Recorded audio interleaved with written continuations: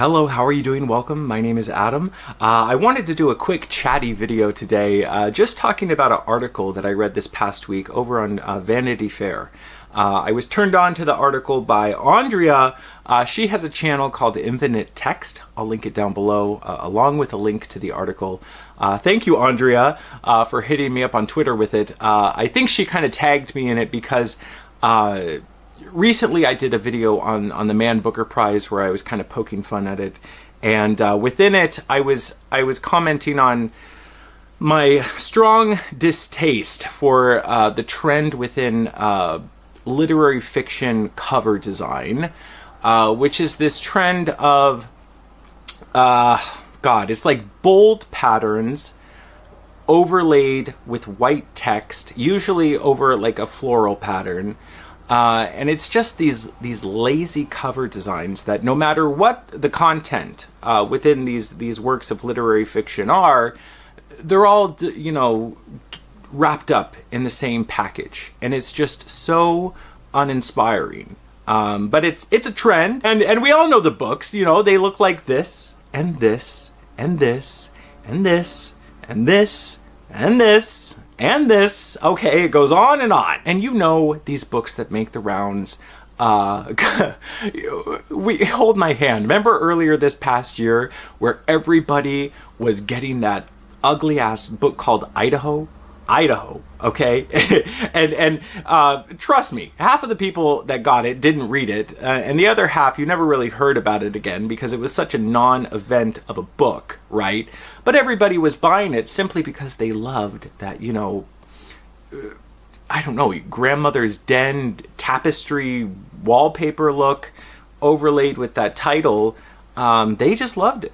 And that was a book that I think sold itself largely on that cover. So this Vanity Fair article, again, I'll link it down below, it talks about this trend and it refers to it as bouquet books, or bouquet, however you say it, which is a term I think is much better than graphic design is my passion. So I hope we can enter the term bouquet books into the conversation here, because it's a perfect kind of sentiment for these books.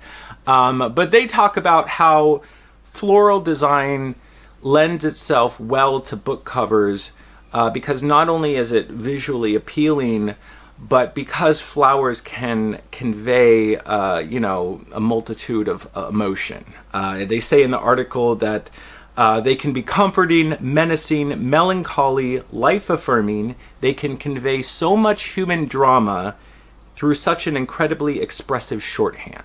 Okay, and I'm going to call bullshit on that, because look at these covers. Look at these covers, man. If you didn't know anything about these books or anything about these authors, would you have any idea what sort of books these were? And I'm not even talking necessarily in regards to the plot or whatever. I don't think a cover necessarily has to give a plot away, but just tonality. Just within the expression, would you get any sense of what any of these books are about? I don't know, bro. I don't know. So the article cites Rodrigo Corral, who, he's a graphic designer who's done a lot of books you're probably familiar with the covers of. And they cite him as one of the main influencers of this trend, of the bouquet book trend, mainly with his book that he designed, Fates and Furies by Lauren Groff, which was a huge deal a couple years ago, which it doesn't necessarily have a floral pattern, but, is definitely within that aesthetic, right? And he chats a bit in the article. He says, in regards to the design of that book, he said he wanted all the font to be one size and direct and not overcomplicated. He said, I was inspired by airport books. I think he means like books in an airport bookstore. And I analogize walking through an airport like looking at thumbnails on an Amazon page. Okay. Which I don't quite know what that means, but that quote about airports, it actually made me think about Brian Eno. Okay, we're gonna veer off on a tangent here, so stay with me. But Brian Eno, of course, is one of the godfathers of ambient electronic music. most notably with the pioneering album of Music for Airports, okay? And Music for Airports was created after Brian Eno got to thinking about large public domains, like an airport, and thinking about how we dump, billions of dollars into creating these huge, lavish airports, but yet he would go to them and they would be playing just the most corny sort of music overhead, as people boarded the planes and in the lobbies and whatnot. And he was just kind of dumbfounded how you could spend so much money on these places but pay so little attention to the sound design. So his goal in creating Music for Airports was to create an ambient electronic album that could be played in these spaces. One that would be enjoyable to listen to and fit the scene, but also one that could be in the background and be broken up, with flight announcements and chatter and everything else going on at an airport.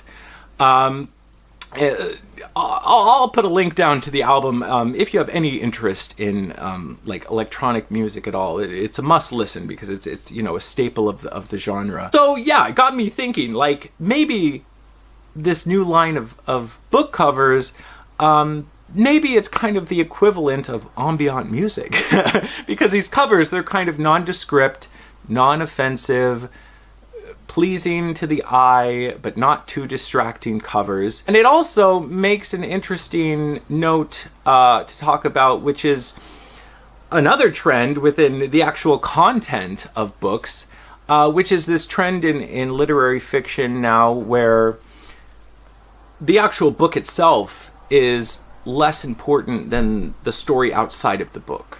Meaning the background of an author, the gender of an author, the social media presence of an author, any problematic history a author may have, all that stuff now is just as big as the actual book itself. The actual content within these books is secondary to all that other stuff, so it makes sense that a publisher would, go down to Home Depot and flip through the wallpaper sample book, pick out a pattern, slap some white font on it, and call it a day. Because why put towards an effort when the stuff that's inside the book doesn't really matter? And again, you can see that here on the bookish community as well. People prop up books more like a piece of stationery or like a new bullet journal, rather than they do seem to be really excited about, the actual text inside. So yeah, it's an interesting thing, right? The article also briefly mentions this crossing over to reissues of classics, right? Where you have these kind of modern pop art, abstract classics being released. So even on my shelves, a few examples, we have Mrs. Dalloway by Virginia Woolf, Prater Violet by Christopher Isherwood, The Plague by Albert Camus. All these kind of nondescript covers. But it's different for me because, these are reissues of books that have established themselves to one degree or another. So I don't care if The Plague, my copy of The Plague, just has a bunch of dumbass polka dots on the cover, because it's already kind of settled its place, right? It has earned this dumbass cover in some regards. But the same can't be said for, A Place for Us by Fatima Farine Mirza with those nasty ass little flowers and some little branch. Like, really? That's what you're going to deliver me?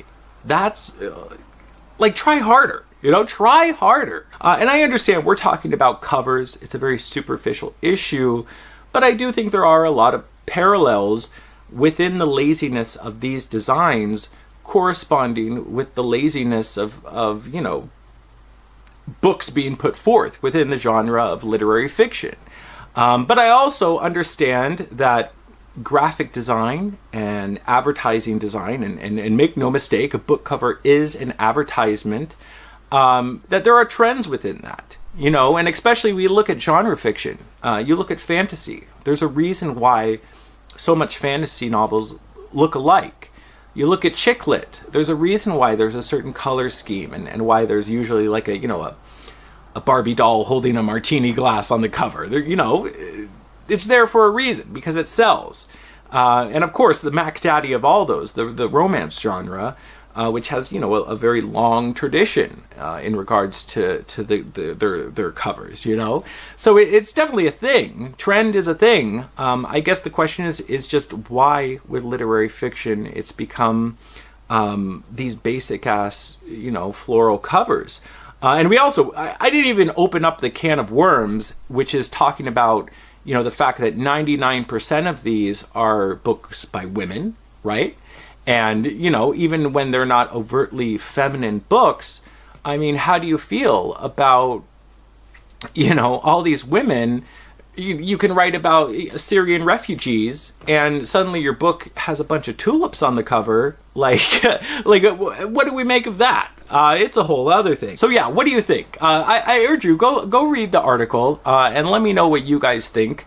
Maybe I'm just kind of making too much out of this, but I think it's interesting, and I think it can branch off, no pun intended, to a lot of interesting conversation. What do you make of this trend of flowers, or any other trends that you see within the design and the packaging of literary fiction and beyond?